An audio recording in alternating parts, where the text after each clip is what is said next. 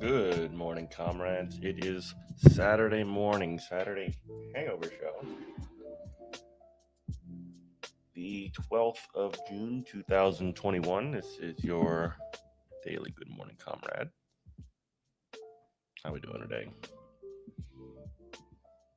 I hate when the camera cuts off the top of my head, even though my hair is a goddamn mess today. You know what?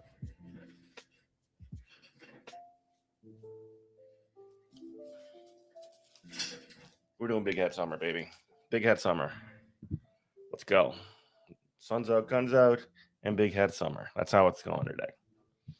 You hear me? How's everybody doing today? We got people coming in. We'll get people coming in a minute. Got my covfefe for this morning. I wanted to start. Well, first off, I've been swimming and we got a pool in the backyard, so it's always pretty nice. Make sure I don't have any weird sounds. Can you hear me? Hello. Oh, what the fuck? Test 1, 2. All right, there we go. All right, folks. Yeah. All right, let's go.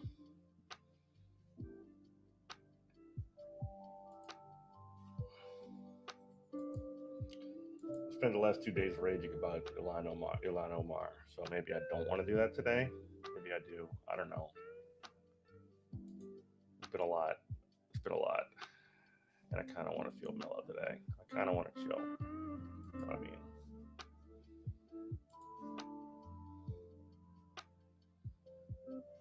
Just want to vibe. Just want to chill. Just want to grill. Honestly.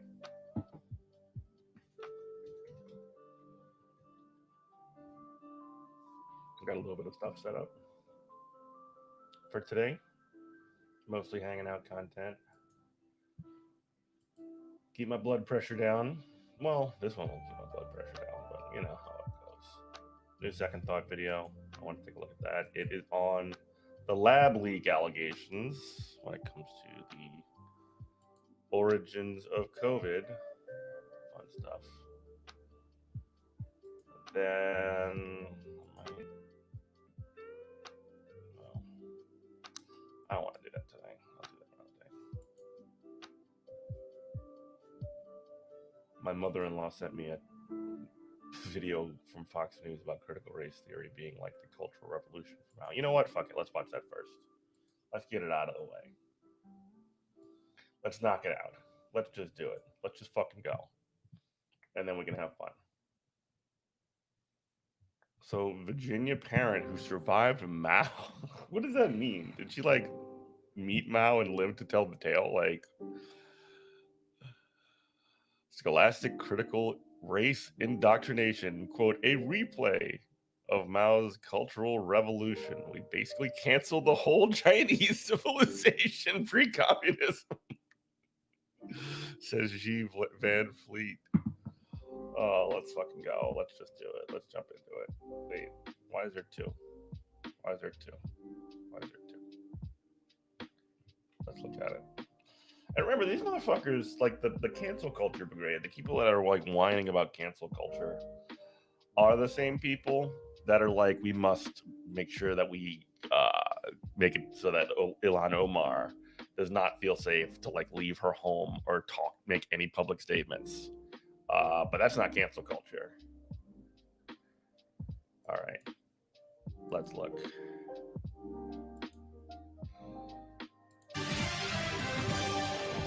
More developments tonight on how parents and common sense Americans are pushing back against. Perfect. All parents and all common sense Americans, all of them, know about critical race theory. They know what it is.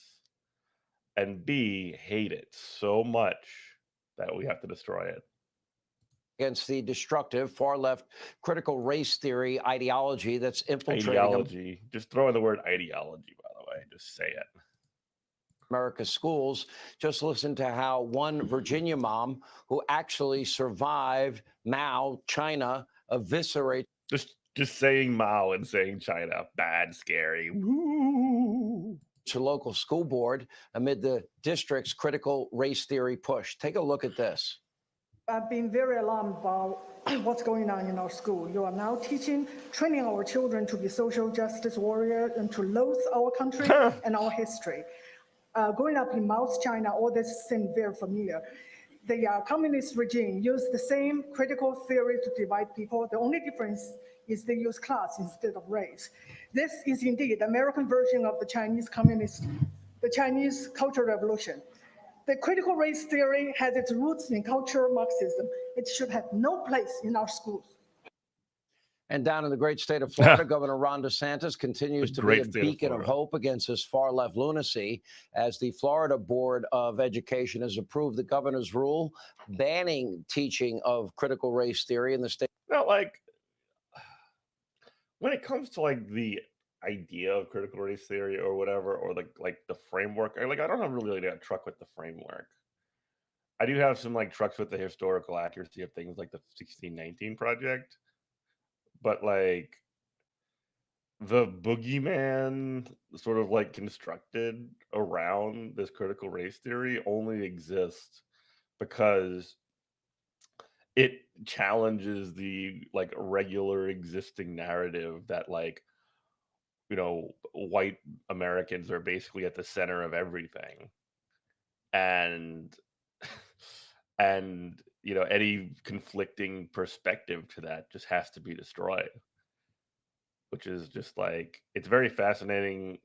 It's annoying and fascinating at the same time, because when like, it's fascinating from the perspective of, this is very obviously being used as sort of a weapon to like get people's brains off of actual material things, like the fact that their job sucks and that their fucking rent's like too high and their landlord's a piece of shit and their boss is a piece of shit and all this other stuff. And it sort of like does a huge misdirection and makes people like fall on one side or the other of just like basically a different framework of history. So like, watching the way that people freak out about it is the interesting part to me. States Public Schools. Joining us now for reaction, Fox News contributor Jason Chaffetz, along with the mother you just saw in that video. Good morning, Jenny. How are you today? She Van Fleet is with us. You were 6 years old when the Cultural Revolution began in China. Also, when it comes to like the idea of like identity politics and standpoint epistemology, like this is literally the right wing using like perfect like standpoint experience based one anecdote to essentially have you extrapolate like that everything that came from China is just filtered through this one person's experience. It's fascinating to me too, because libs do that shit all the time. And you have spoken eloquently about what it was like in school, and posters hung in hallways, and teachers and students would attack each other for being ideologically impure. Can you explain what you experienced and the similarities you see? Okay. I just want to let the American people know that what's going on in our school and in our country is really a replay of the Cultural Revolution in China. Based. And I want people to see there's similarities, and the similarities are terrifying. They use the same ideology and same methodology, even the same vocabulary, and with the same goal. The ideology is cultural Marxism. And they're just saying, she's just basically saying the words ideology, saying cultural Marxism, and just saying shit. How was my week? My week's pretty good. My week's pretty good. Now, we were divided into groups as oppressor and oppressed. And here we use race, and there they use class. And I wish we would use class. I wish we would use class more for that in terms of oppressor oppressed. The people here who have a different review were labeled racist. But in the Cultural Revolution, the label is counter-revolutionary. So it is a hat that fits all. And once the hat is on your head, your life is ruined. And the methodology is also very similar. It's cancel culture. Cancel culture, baby. It's all connected. It's all connected. It basically cancels the whole Chinese civilization. They can't. What?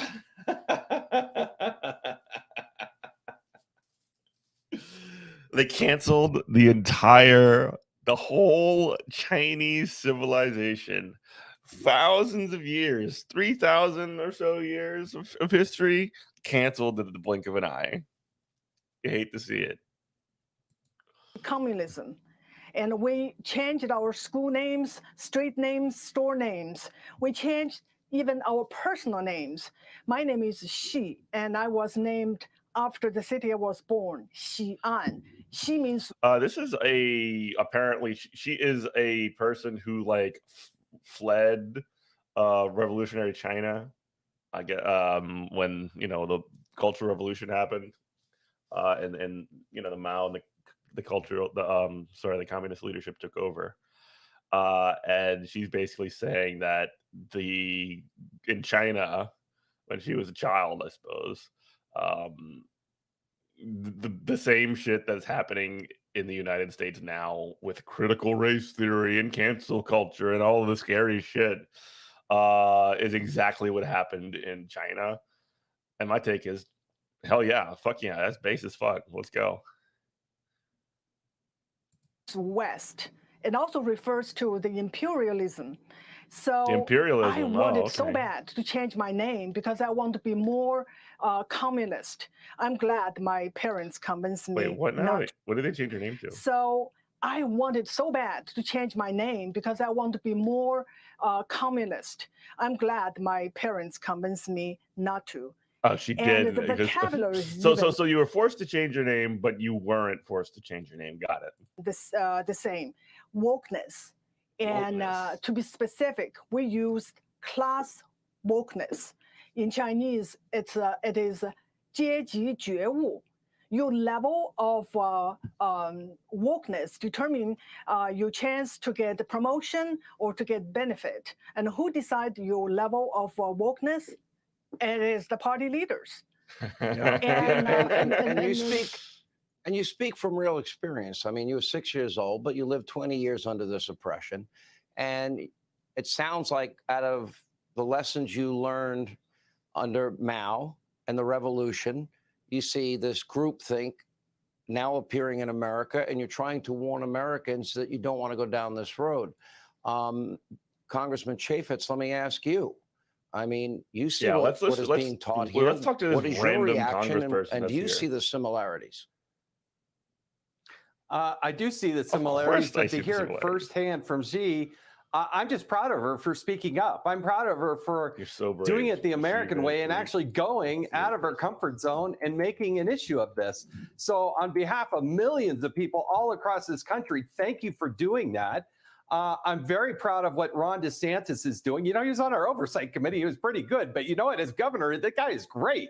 And he's doing the right thing. But it's going to take ordinary people doing extraordinary things. And so I just want to thank her for voicing what so many millions of people and parents know. Incredible. So there you go. Hero to stand up to cancel culture. Hero to stand up to the Cultural Revolution. Communism is when they make you change your name. Yeah, exactly. And they change the schools' names, and when they make you be woke, apparently. Yeah. Hilarious. All right. So I did want to have a little bit of fun today, but I wanted to watch that video as well. There is a second thought that I wanted to watch. It was brand new, and it's about the lab leak conspiracy theory, which is now being pushed by the Biden administration, which is awesome. So let's take a look. This episode and others like it are made possible by the generous support of my patrons on Patreon. If you'd like to help support my channel and get early access to every video, consider becoming a patron at patreon.com. She literally fucking said that they erased the entire Chinese civilization, which is just like incredible. That is so fucking good. Second thought. I know we're all tired of hearing about coronavirus and would rather just put the last year behind us, but the recent pandemic has now morphed into something entirely different. In the last few months, the narrative around COVID-19 has shifted from how to stop it to where it came from. We're beginning to hear a lot of mainstream news figures, including many who ridiculed the previous administration, adopt very similar language as was used by Trump and his more rabid fans. In this episode, we're going to talk about the resurgence of the lab leak hypothesis, what it means, and discuss the state of biological warfare capabilities around the world. Fairly early in the pandemic, I really was interested in watching this because, like, I do find it fascinating that literally the Biden administration, who ran on like being the sane, like competent, like adults in the room or whatever, and they're doing literally the same shit that the Republicans did when it came to like demonizing China on the specifically on COVID, but like they're doing it with like the way that they're doing it is a lot more boring, and it's a lot more compelling to like media types or whatever. They're just using fucking like reports and like journal articles and shit like that instead, as opposed to like just Trump screaming it into a microphone like a fucking psycho. Yep. Yeah. No, they're making sure the back door is covered 100%. A popular talking point on the political right was that the coronavirus had originated in a Chinese laboratory. Trump presented this hypothesis in his typical crass, casually racist manner, and his fans ate it up. The corporate media and Democratic politicians widely criticized this idea as being unfounded and without evidence. And the prevailing they just needed the evidence. They just needed to manufacture some fucking evidence. Narrative was that the virus originated from animal to human transmission, likely in a marketplace in Wuhan. Now, a year later, the Biden administration has officially launched an inquiry into the lab leak hypothesis. And what had long been dismissed as a QAnon conspiracy theory suddenly became a mainstream liberal talking point. News networks like By the way, this shit like totally fuels QAnon. CNN and MSNBC are conducting daily panel discussions on the history of Chinese secrecy and biological research.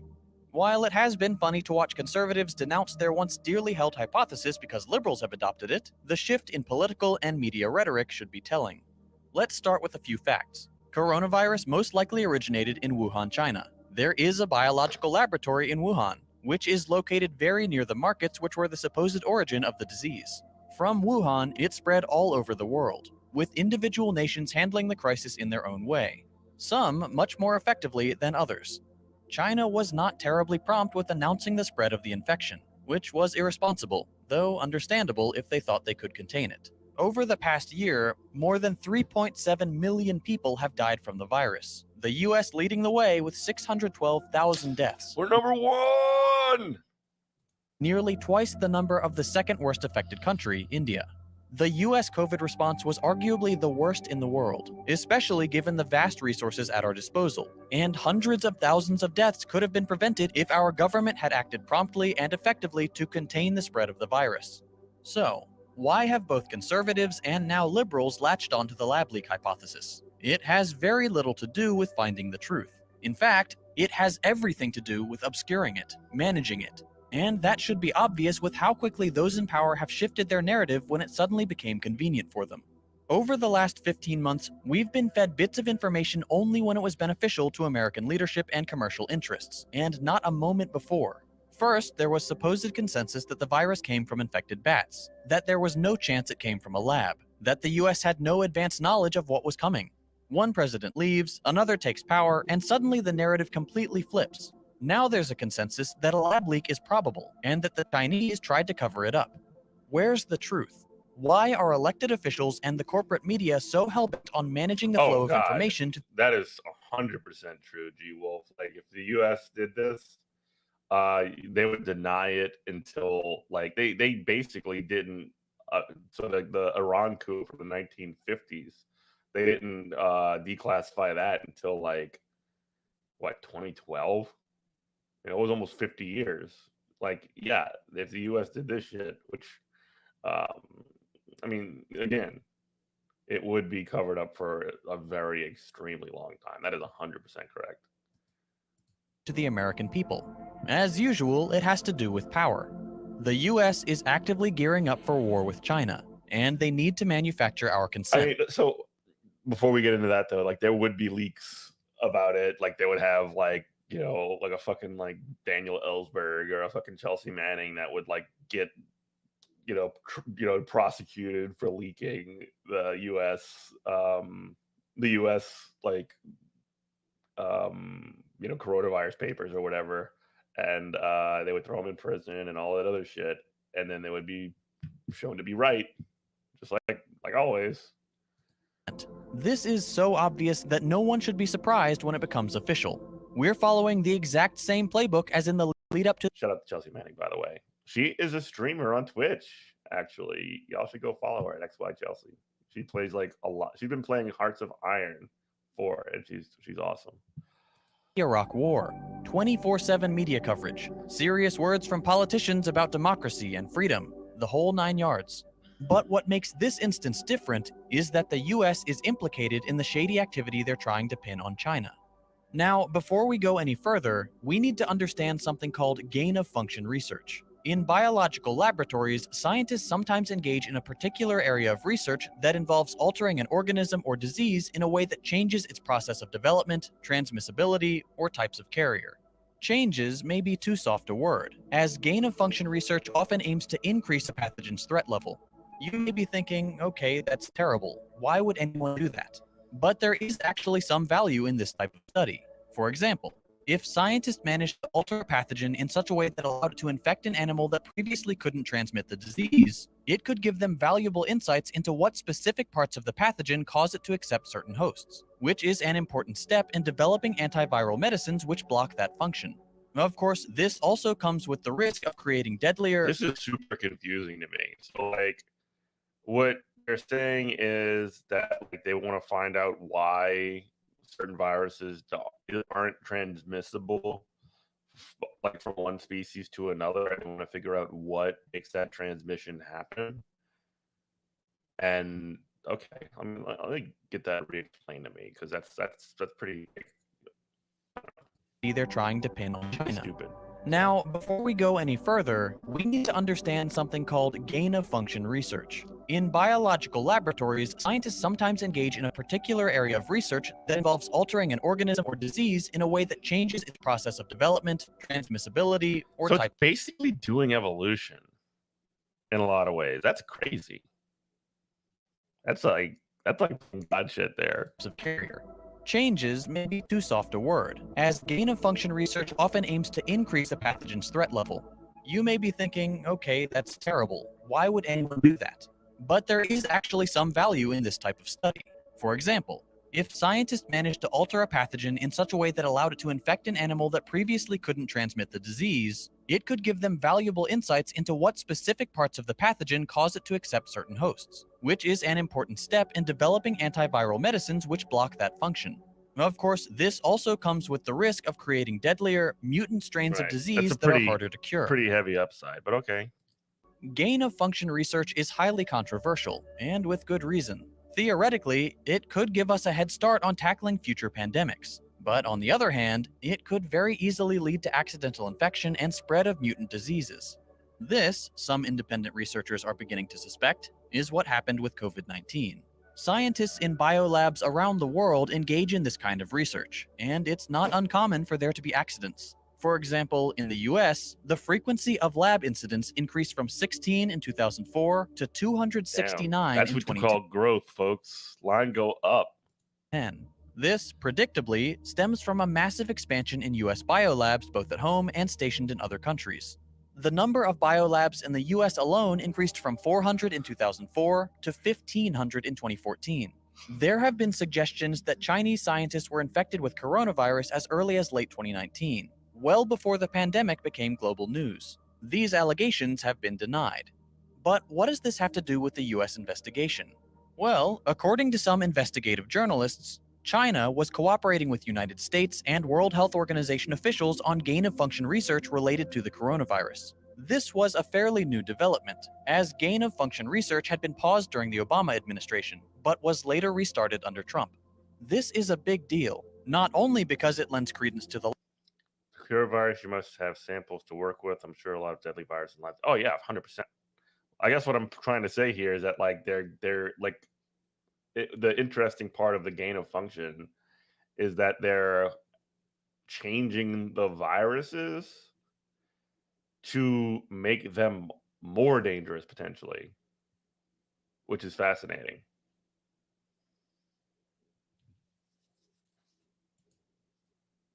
Gain-of-function research had been paused during the Obama administration, but was later restarted under Trump.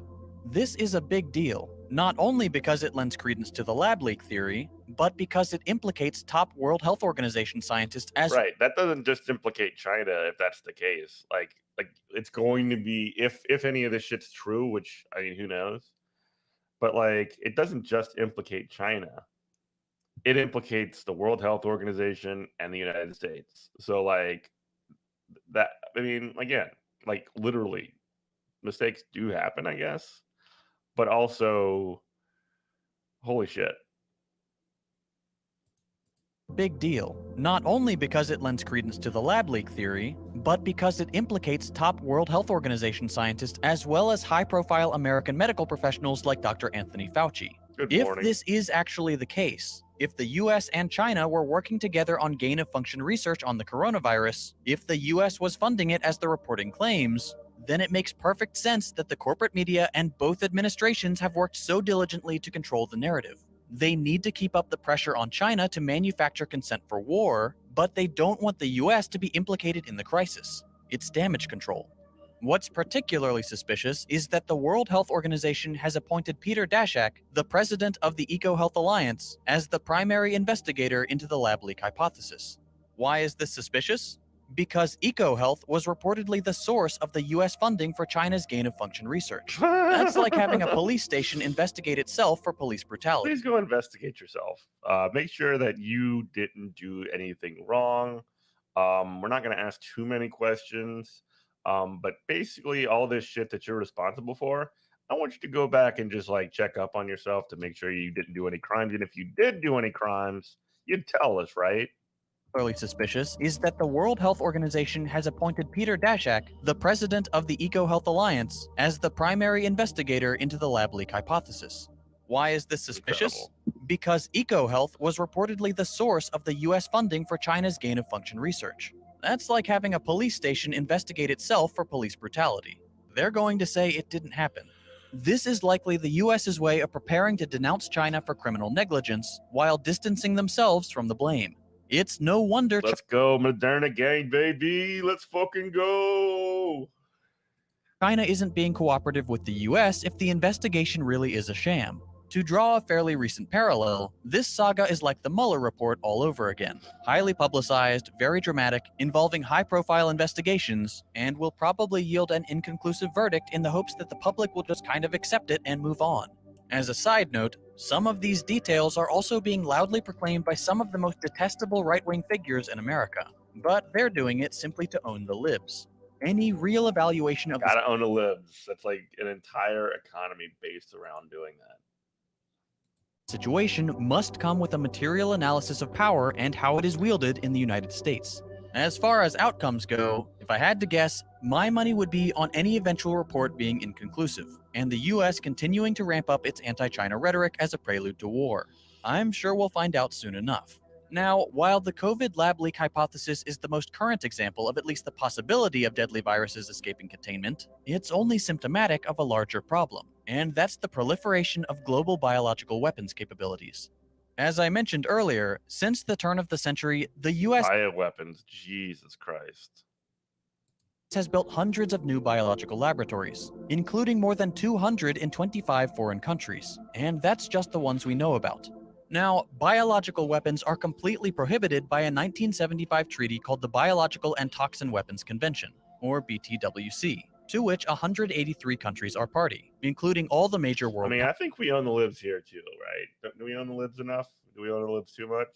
I don't know. powers. As of May 2021, there are 10 nations who have neither signed nor acceded to the treaty. This short list includes America's favorite ally, Israel, which does not bode well for Palestinians. The BTWC is so holy shit. So essentially, like, there's a list of countries that won't sign on to not using biological weapons, and Israel is not one of the people that is on that list. Israel will not say we won't use biological weapons. Like, holy shit, dude. Holy shit. Like, they already have like an Iron Dome like missile defense system to protect them from fucking Hamas rockets. They have airstrikes where they can just targeted assault like neighborhoods and buildings in fucking Palestine. They could destroy any like block at will at the blink of an eye. And they still think, you know what, we're probably gonna need some biological weapons too. You know, just in case. Holy fucking shit. Who's on this list? Chad, Comoros, Djibouti, Eritrea, Israel, Kiribati, Micronesia, Namibia, South Sudan, and Tuvalu. Huh. A lot of African countries. Micronesia's islands. Huh. who have neither signed nor acceded to the treaty. This short list includes America's favorite ally, Israel, which does not bode well for Palestinians. The BTWC is regarded as perhaps the most important arms treaty of the 21st century, but it has two serious problems. First, formal verification of compliance is not part of the treaty, meaning the whole thing is basically on the honor system. as long as a nation says they're not researching or producing biological weapons. It's like when Jake the Snake back in the 90s would say to the Ultimate Warrior, trust me. Beware of Tuvalu. I don't know what Tuvalu is. I don't know that country. Y'all know I'm talking about Jake the Snake, right? All right. It's Saturday. They're good. Second, the treaty does not prohibit defensive biological research. That is, ways in which a nation can combat biological warfare. If there's one thing we know about the United States, it's that everything we do is classified as defense. All our invasions, coups, and wars are always cast as defensive, when they're clearly not. I suspect our defensive biological program is no different. These two failures of the treaty combine to make one very big problem.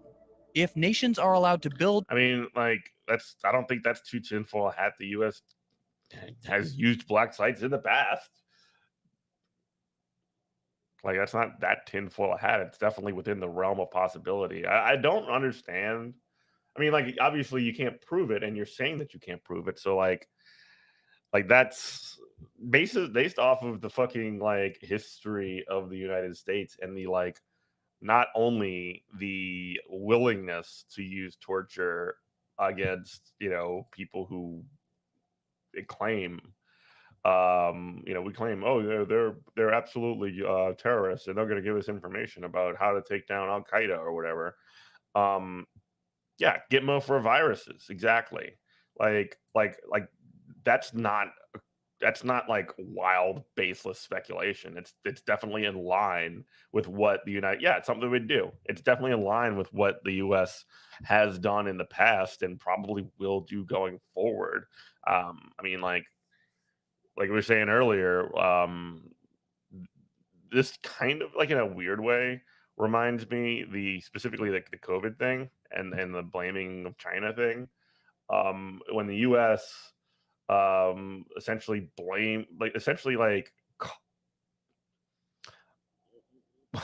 when Obama came out and said that the Bush administration, like, when the torture report came out, and Obama just basically said, we tortured some folks, now let's look forward, not backward, and basically, like, I think it was Ginny was said earlier, like, the fucking Democrats just secured the bag while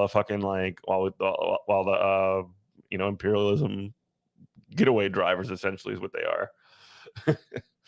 We tortured some folks. That was unbelievable. Let me find that fucking quote.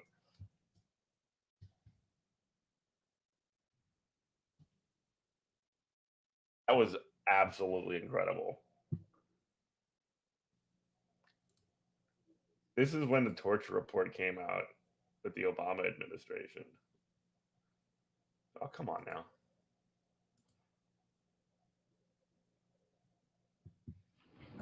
On Brennan and the CIA, the RDI report has been transmitted. The declassified this version, is literally like the U.S. The U.S. Senate basically did a fucking huge full report saying that the U.S. was doing horrible things, including, like, this is gross, but like rectal feeding, like basically blasting fucking food up people's asses. Like, not a joke. Like, this was in the report. Will be released at the pleasure of the Senate committee. I have full confidence in John Brennan. I think he has acknowledged and directly apologized to Senator Feinstein. Oh, we're so sorry. Oh, that's right, because Dianne Feinstein CIA personnel was like, did not. Like the fucking CIA or whatever was. Somebody was investigating. Somebody from the Obama administration. I don't want to, like, say exactly who it was, but, like, I don't remember. But, like, they were basically, like, tapping Dianne Feinstein's phones and fucking investigating her secretly as well, who's a sitting U.S. senator. Properly handle an investigation as to how certain documents that were not authorized to be released to the Senate staff got somehow into the hands of the Senate staff. And it's clear from the IG report that some very poor judgment was shown in terms of how that was handled. Keep in mind, though, that John Brennan was the person who called for the IG report. And he's already stood up a task force to make sure that lessons are learned and mistakes are resolved. With respect to the larger point of the RDI report itself, even before I came into office, I was very clear that in the immediate aftermath of 9/11, we did some things that were wrong. We did some things. We did a whole lot of things that were right. This is so fucking pathetic. We did some things that were wrong. We did a whole lot of things that were right, but we did some things that were wrong. But we tortured some folks. We tortured some folks. We did some things that were contrary to our values. I understand why it happened. I think it's important when we look back to recall how afraid, like literally not just basically rolling it up in the softest fucking way possible, that softly worded letter to the CIA actually was not get caught doing that. Please don't investigate sitting senators. Please don't torture anyone anymore. Everything else is totally fine. Like, it is actually incredible that like Obama got away with that shit. And he covered up for the fucking for the Bush administration. Like, you would think that if like the lesson learned essentially from the torture situation, much like many other things, any crime that the Bush administration did, the Obama administration either did not look back and say, actually, that was fucked up, we're gonna throw people in prison for that, or B, actually acknowledge that what they did was actually wrong in any meaningful way, other than oh, we did some things that were against our values, but we also did lots of stuff that were really good, but we also did some bad stuff. It's such a fucking bullshit, such bullshit. And maintain hundreds of biological research facilities, and there's no one to confirm that they are indeed defensive. How do you think? I can't get that video of Obama. Holy shit! It's just that is one of the things that is just the most jaw dropping. You know what I mean? By Ginny, it's one of the most jaw dropping things I'd ever seen in my entire life.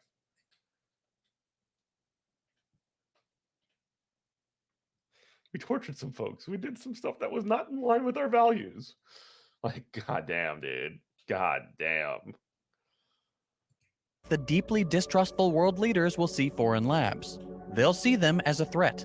They'll assume their enemies are concocting deadly biological weapons, and they'll feel pressured to do the same. It's a similar problem to nuclear proliferation. I don't know if it's so much feckless, because his intention was to cover it up. His intention was to break this to people, but he wouldn't have said anything about it if he didn't have to. So then the objective becomes to do damage control, because he basically doesn't want, he's protecting the Bush administration because they're not enemies.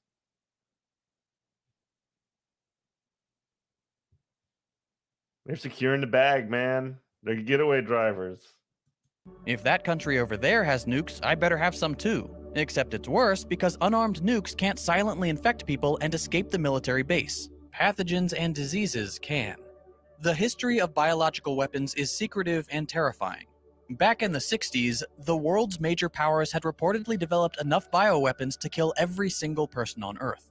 Frankly, we got very lucky. One of the more well-known... That's a lot of biological weapons. I mean, he just basically casually says that, we have enough bioweapons to destroy every single person on the planet. You know how it goes. Back in the 60s, the world's major powers had reportedly developed enough bioweapons to kill every single person on Earth. Frankly, we got very lucky. One of the more well-known U.S. biowarfare labs is the top-secret Dugway Proving Ground.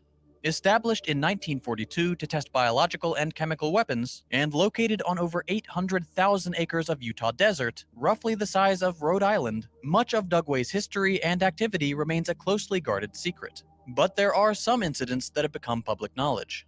One mistake that made headlines involved a nerve agent known as VX and roughly 6,000 sheep.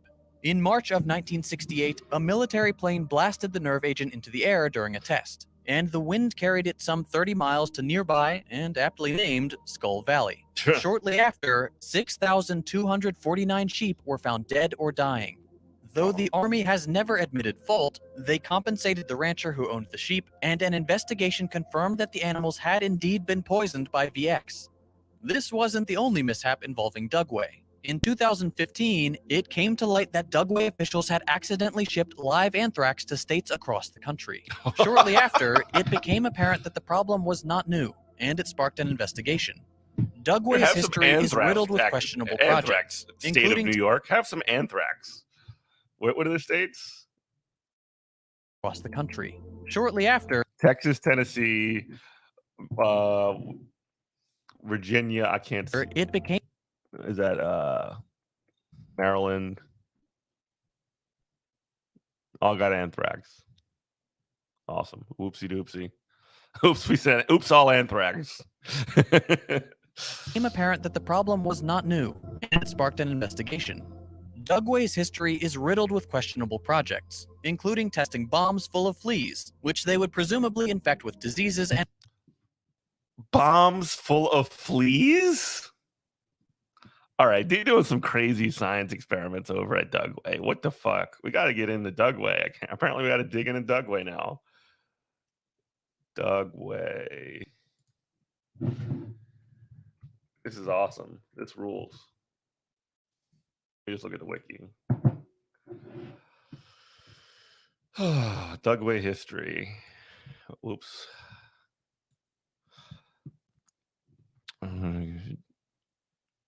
Commenced testing of World War II DGP tested toxic agents, flamethrowers, chemical spray system, biological warfare weapons, firebombing tactics, antidotes for chemical agents. Okay, one good thing.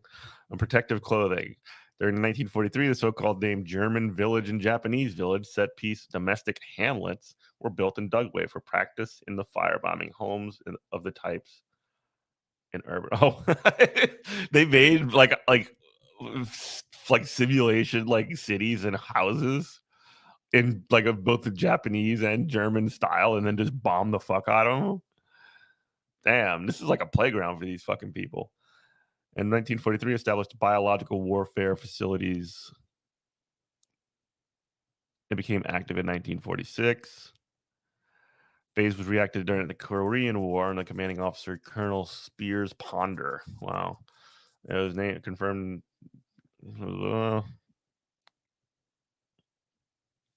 Sheep kill. Okay. That doesn't talk about those though. Sheep kill. 6,249 sheep died in Skull Valley, an area nearly 30 miles from Dugway testing sites. When examined, sheep were found to have been poisoned by organophosphate chemical. What's an organophosphate? Class chemical with the general structure, central phosphate. Okay. Whatever. Sickening of the sheep is known as the Dugway sheep incident, coincided with several open-air tests of nerve agent VX at Dugway. Local attention focused on the sized. Is there other anthrax shipments? Okay, this is the good shit right here. Oh, they got fucking UFOs too? Oh, this place is where the action happens. Maybe I should see if I can get a science job at Dugway. All right, what are the USGAO? Dugway Proving Grounds, a military testing facility located probably 80 miles southwest of Salt Lake City. For several decades, Dugway has been the site for testing various chemical biological agents. Perhaps 1,000 open-air testing using bacteria, viruses, unknown many people in the surrounding vicinity were also exposed to potentially harmful agents used in open-air tests in Dugway. Don't live by there, please. If you're gonna live by this fucking place, don't do it. Like, it sounds dangerous. You've heard of flea bombs, but this is ridiculous. Anthrax in 2015. Wow, this is only like 5 years ago. 6 years ago, it was revealed that Dugway had inadvertently shipped live anthrax bacillus to locations around the country. Shipped samples, it was said, were supposed to be inert. Labs receiving the live samples were in Texas, Maryland, Wisconsin, Delaware, New Jersey, Tennessee, New York, California, and Virginia, said the Associated Press. Days after the first report, the military divulged that the missed shipments, oopsie doopsie, had been broader than initially reported and launched an investigation. 2018. Okay, god damn, it took 3 years to get an accountability investigation. The findings of the anthrax lapses in Dugway. The investigation looked into whether systemic oversight changes regarding the biosecurity have been implemented across the DoD facilities. The findings are mixed. Quote, the U.S. Army has saw 35 specific changes, but only 18 of those 35 changes have been made as of the GAO report, according to the report of the DoD. Not fully identified infrastructure blah, blah, blah, blah, blah, blah. I want to know more about the fucking flea bombs. Deseret News reported that Dave Rosenfield, president of the UFO Hunters, claimed but provided no proof for, quote, numerous UFOs have been stored and reported in the area around Dugway. They got the fucking UFOs there. You know it. You know they have UFOs at Dugway. Release the UFOs, Dugway. Release the UFOs. What about the fucking flea bombs, though? I want to know about the flea bombs.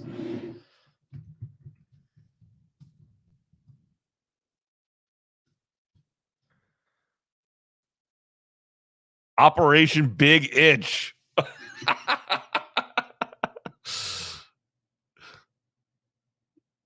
Big Itch proved successful, baby. The test showed that not only could fleas survive the drop from an airplane, but they also soon attached themselves to hosts. What the fuck? Operation Big Itch was designed to hold. So there was a E-14 bomb designed to hold 100,000 fleas, and the E-23 was designed to hold 200,000 fleas, but the E-23 failed. 2 out of 3 though ain't bad. They malfunctioned, blah, blah, blah, blah, blah. As a result, the remaining Big Itch tests were conducted only using the smaller capacity E-14. Guinea pigs were used as test subjects and placed around a 660-yard circular grid. Big Itch proved successful. Good fucking God, man. That's incredible. That is incredible. Projects, including testing bombs full of fleas, which they would presumably infect with diseases and drop on target populations, or mosquitoes infected with inert diseases, which they tested on human subjects, and various biological and chemical weapons originally intended to be deployed during the Korean War. Of course, the US denies that these weapons were ever used in combat. If we know about the weaponized fleas and mosquitoes, I shudder to think of all the projects we don't know about, as Dugway is still a top-secret facility, despite their recent PR attempts, such as hosting a trail race on their testing grounds. Hell yeah! Go run a race where they release the sheep kill stuff when they have fucking fleas all over the place, and where they firebomb fucking neighborhoods that they created just to destroy them. This is like people playing with toys. Definitely bring some bug spray to that race. Another such facility is Fort Detrick in Maryland. Located on a much more modest 1,200 acres of land, Fort Detrick is no less secretive and dangerous than Dugway. During World War II, personnel at the U.S. denied it. I can't believe it. Unbelievable. Shocking. Installation produced 5,000 anthrax bombs for the military, though they were They also denied using white phosphorus, didn't they? Between 1945 and 1955, as part of Operation Paperclip, U.S. leadership secretly recruited Nazi scientists to work on U.S. military programs, including chemical and biological warfare. That's one of the things, by the way, that does get lost into history. And actually, Ryan Grimm did a really good job of highlighting that, and I was pissed at. I'm gonna pull that story up after this, but just hang tight. We're gonna go a little bit longer today. Many ended up at Fort Detrick, including several who had actively participated in heinous medical experiments on concentration camp inmates.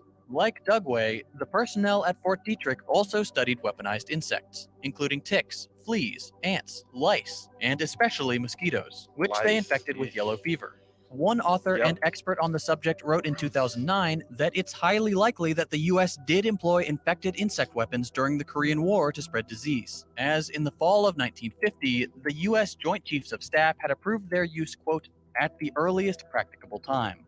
During the 1950s, the installation conducted countless experiments involving biological agents on human subjects, who, according to the official record, were all volunteers. Today, like all the US's biolabs, Fort Detrick supposedly conducts only defensive programs. Yeah, it's all defensive. It's all good. Has stopped production of any biological or chemical weapons. Hopefully that's actually the case, though I think it's wise to be skeptical.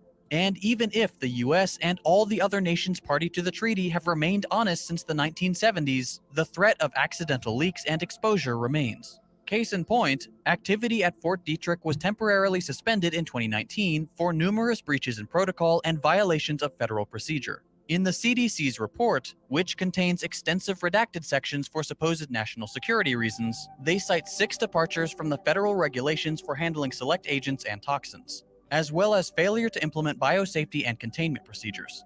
Biolabs, especially those designated BSL-4, or Biosecurity Level 4, routinely house incredibly dangerous pathogens, including some that have no known cure and have the potential to be far deadlier than COVID. What I like about these videos when Second Thought does them, by the way, is like they basically like don't necessarily implicate America. Like obviously they are implicated in this this thing in a very specific way, but like just describing like basically what the US does all the time and saying like even if everything else is correct, this is my analysis at least, like even if everything else is even if everything is in this particular instance like China's fault, which it isn't, but even if it was, like, yeah, the same shit it can happen and has happened in the US. It just ended up being a fucking global pandemic this time. Oopsie doopsie. With so many facilities and so much secrecy, leaks are only becoming more likely, and an unwillingness of the So how do you effectively blame China in this particular situation? To announce their mistakes will make for disastrous future pandemics. This governmental malpractice is something that everyone, regardless of political beliefs, should be against. Blindly following your preferred American political tribe is foolish, as we've seen clear evidence of Republican and Democratic talking points switching when it becomes convenient for those in power, and the corporate media dutifully promotes their propaganda. This topic is one of those things that sounds conspiratorial when you really get into it. But a little bit of historical reading will show you that reality is often far more bizarre than any conspiracy theory. The things that the world's governments get up to, and the propaganda campaigns they produce, are insidious, sophisticated, and constant. I know this may seem bleak, and I know some people think my videos are too depressing, but it's important to be aware of these things. It's not hopeless. There's always something normal people can do to affect positive change, but it has to start with concrete analysis. Who are the involved players? Who stands to benefit from a certain narrative? The most critical thing any of us can do is to determine the fundamental aspects of any given problem, to understand its inherent contradictions. Only then can we act in a way that is informed and that drives us towards positive change. If this most recent pandemic did originate in a biological laboratory, I feel very confident in saying it was not intentional. There's no need to stoke fears about outright biological warfare. Working with pathogens is very risky, and it might be worth having a serious international yeah, some conspiracies are true. The problem is, not every conspiracy is true, which is the whole problem with fucking QAnon, right? It's literally well, everything's a fucking conspiracy, everything's an op, and everything's at some point you need some fucking evidence, before you can proceed with concrete steps. And the old point of QAnon is to just look at the fucking smoke signals and the tea leaves and read the fucking Da Vinci Code or whatever, and you'll I think Dan Brown is largely responsible for a lot of this QAnon shit, honestly. Maybe we should get into that. Conversation about the benefits and the risks of such programs. I mentioned at the beginning of this video that this kind of content... Yeah, definitely follow Second Thought. Great videos. I did. So one of the things that they mentioned is that the U.S. brought Nazi scientists over after the war, and a lot of Nazi officials even, to combat the Soviet Union. And I mean, maybe they do. Maybe the Democrats do drink baby blood. Is that worse than most of the shit that they do? But anyway, that came up in this discussion on the New Rising without Crystal and without Saga or whatever, and with Ryan Grimm, who I was like pretty pissed off at last week for his bad reporting on the Union from the Sanders campaign, but he did good here. Take a look at this video, and we'll discuss it. But they get into like, well, let's watch. Representative Ilhan Omar is receiving backlash from both sides of the aisle for recent comments in which she grouped the U.S. and Israel with terrorist groups. Let's throw her tweet up on the screen. You can see it right there. The Congresswoman said, "We must have the same level of accountability and justice for all victims of crimes against humanity. We have seen unthinkable atrocities committed by the U.S., Hamas, Israel, Afghanistan, and the Taliban." Ryan, I think that was misstated. I wonder if she would actually take it back. She has since defended it, but I wonder if she would say that maybe differently if she could. What do you think? Do you think we she already actually discussed that, intended to? No, she backed off after like a lot of pressure from Democrats and shit. But like, yeah, everything that she said there was not only true and accurate, but like correct. Like, oh, these people want justice. That's basically what she was saying. These countries do war crimes. Yeah, they all all these groups rather do. Shut the fuck up. Have that sort of equivalence, and would you defend the equivalence if you were her? Yes, of course. I mean, the right on this wants to have it both ways. You know, they want to go. By the way, so they're arguing as to like whether or not what she was saying was accurate.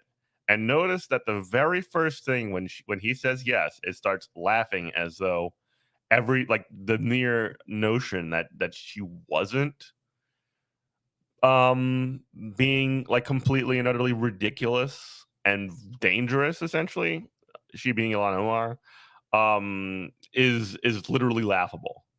Like, it's literally like entertaining and funny to her. Go around when they can trigger the left and say all lives matter. But then when it comes to victims of U.S. imperialism, of whom there are probably tens of millions in the second half of the 20th century, all of a sudden lives are different. Some lives matter. If you were taken by an enemy, if you're a life that was taken by an enemy of the United States, if you fell at the hands of communists or terrorists, then your life mattered. If you are an Indonesian member of the Communist Party there and you're one of the 500,000 to 1 million people annihilated in that genocide, that U.S.-backed genocide, then your life doesn't matter. I don't understand. Maybe you can help explain it to me how it is anti-Semitic to talk about American history in an accurate way. Well, I don't think this comment is particularly anti-Semitic. Well, they're coming after her. Like, according to John Bresnahan with Punchbowl, even Democrats. Jewish Democrats in the House, he reported, are putting together or working on a statement calling her anti-Semitic for making this argument. I mean, I think her all about the Benjamins tweet is still the clearest example that there may be an anti-Semitism lurking in her worldview. But I would also say, in this case, when you include the United States with Israel in the equivalence between the Taliban and Hamas, I think it's clearly not targeted. So, first of all, so what Ryan laid out was essentially that the U.S. has done. Yeah, are we the baddies? The U.S. has basically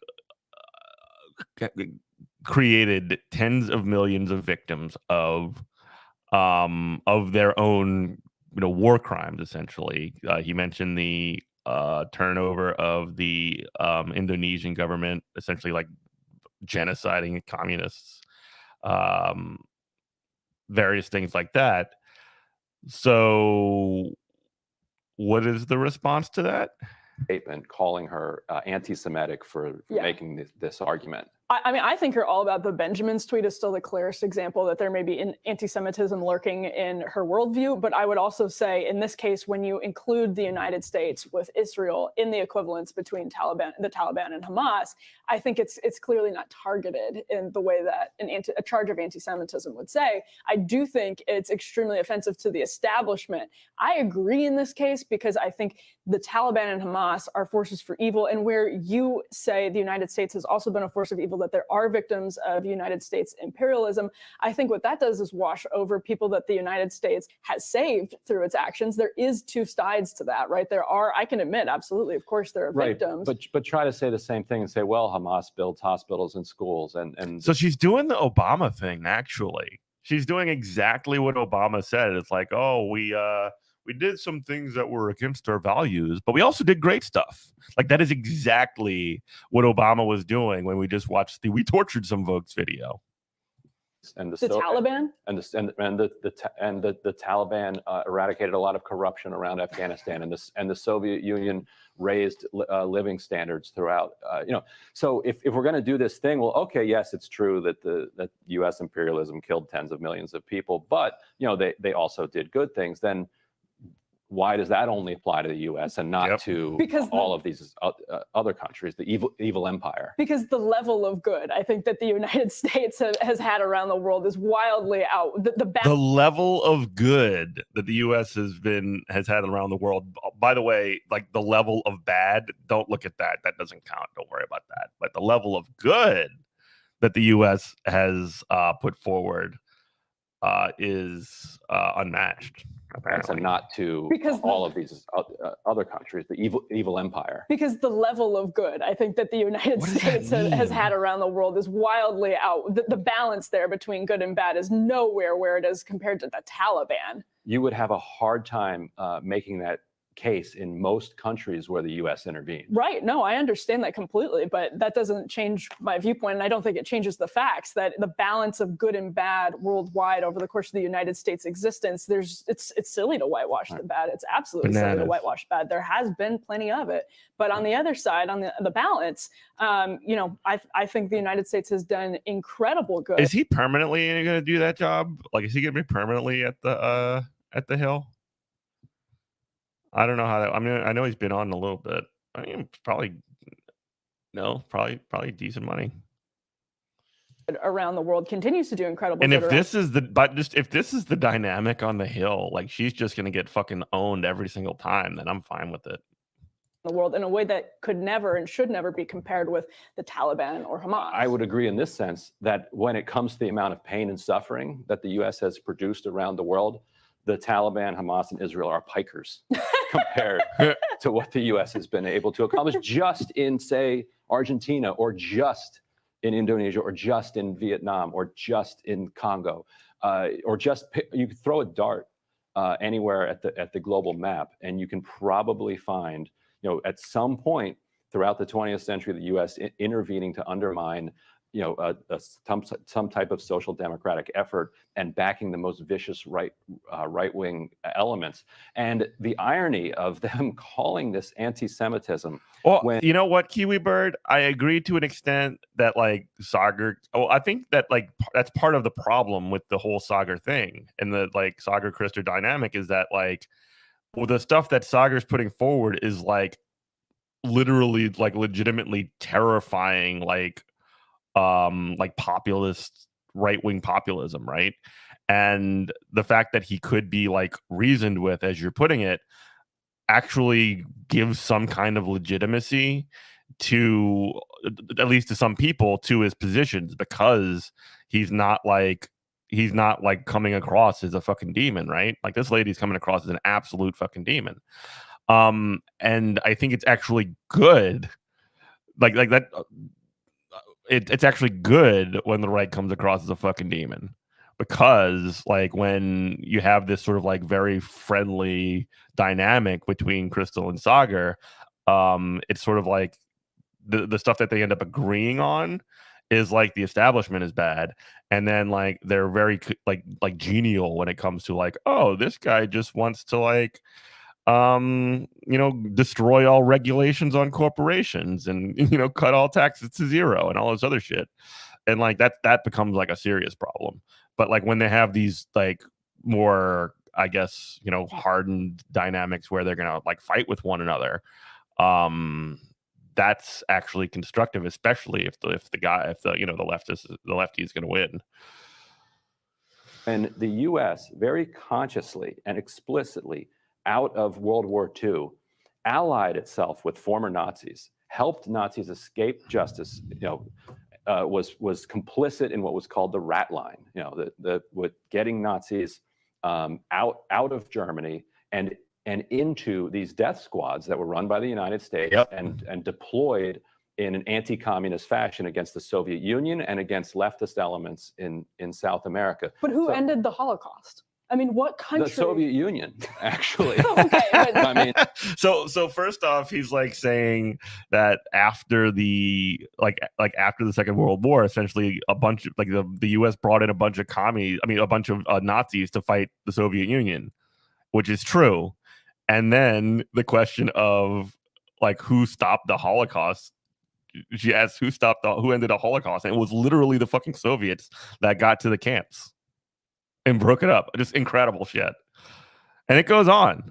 Who ended the Holocaust? I mean, what country? The Soviet Union, actually. Okay, but I mean, the Soviet Union did that. No, I mean, we walked Union... in after the Russians had suffered 20+ million casualties and marched into Germany. Sure, but without the United States' intervention, a heck of a lot more people would have died in that atrocity. Yes, and I'm glad the Soviet Union and the United States allied to beat Nazi Germany. But the Nazi Germany, the Nazis themselves then allied with the United States to go after the Soviet Union and to go after communist and social democratic elements in South America. That's an actual part of the history. Right, but again, there's lives being saved in that process. A lot of lives being saved in that process, and a lot of Americans. What is she fucking talking about? Oh yes, the Nazis in the United States, they allied together and overthrew countries in Central and South America. Oh, but a whole lot of lives were saved. Yes, give credit. She wants to somehow give credit to the U.S. and not to the Nazis. What's going on here? To her, Nazis, without us, the Nazis would have won, is what she's saying. Won, but also the alliance of the essentially the quote unquote reformed Nazis when they moved into high levels of the U.S. government and death squads like we were saying earlier went to Central and South America and essentially implemented U.S. imperialism, basically the Monroe Doctrine again. That saved lives, so they get credit for that. They got better. Lives being saved in that process, a lot of lives being saved in that process, and a lot of Americans putting their lives on the line and dying to save those lives. Death squad save lives, baby. Sure, but many fewer than Soviet lives died to take on the Nazis. But that doesn't change the fact that the United States intervened and risked lots and lots of lives compared to what it may have been complicit in or what it may have been lives it may have costed on the other side of that. I think, again, the balance there is clearly on the side of good in a way that you can't apply to the Taliban or Hamas. I would much rather have I would take the establishment government of the United States over the governing forces and the establishment of the Taliban any day. I'm glad we're in the American empire, not the Taliban empire. Wait till you hear who funded the Taliban at the very beginning. Well, there is that. That's not a bad point, Ryan. Ryan says he thinks the Congresswoman was giving an overly generous view of U.S. history. Here's his tweet. This is basically what what we said. We said that she was extremely generous to the fucking Taliban and to Hamas because they could never in their wildest dreams do as much damage as the U.S. has done historically. Discuss. Yeah, and I mean, this is maybe it's not that right exactly. So my point there is that if you actually tallied up the body count and if you said all lives matter, that the U.S. death count is orders of magnitude higher than the other three countries that she lumped them with. So in that sense, I would say it's unfair to those other countries. Which is exactly what we just worked through in terms of tallying things up. All right, Emily. God. Tomorrow on Rising, who is Emily Jashinsky? I don't know who the fuck this person is, but she is absolutely a former. So hold on.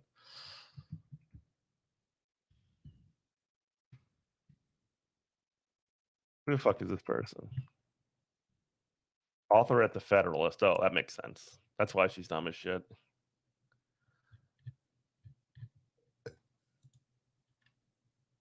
Here's her Twitter.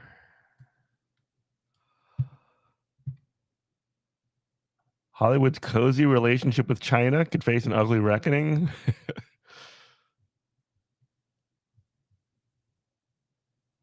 All right. All right. We're going to go ahead and wrap it up today. Thank you so much, everybody, for staying and watching. Twitch chat, y'all hang tight. We'll find somebody to raid. But yeah, thanks everybody for watching. You can be like Ty Jetty, Michael H, Dan O, Jonathan H, Timothy C, Dragon Slayer 19, Andy L, Gary W, Rachel K, Kenneth F, Adam R, Trey M, and Watermelon Pickle by going to patreon.com and subscribing. Let's see. Bye everybody on Facebook and YouTube. Let's find somebody to raid on Twitter.